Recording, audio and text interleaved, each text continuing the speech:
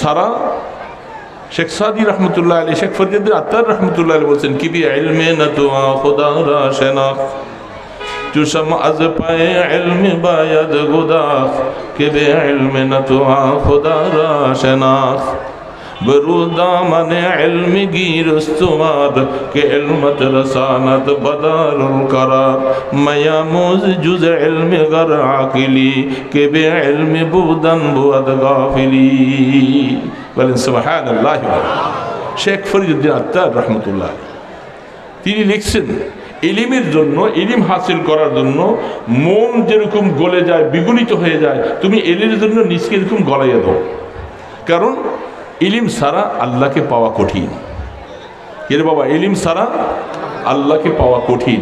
আল্লাহকে পাওয়ার সহজ রাস্তাটা এটা সাহেবে ইলম ওয়ালারা বুঝে, যার কারণে আল্লাহ সুবহানাহু ওয়া তাআলা তাদের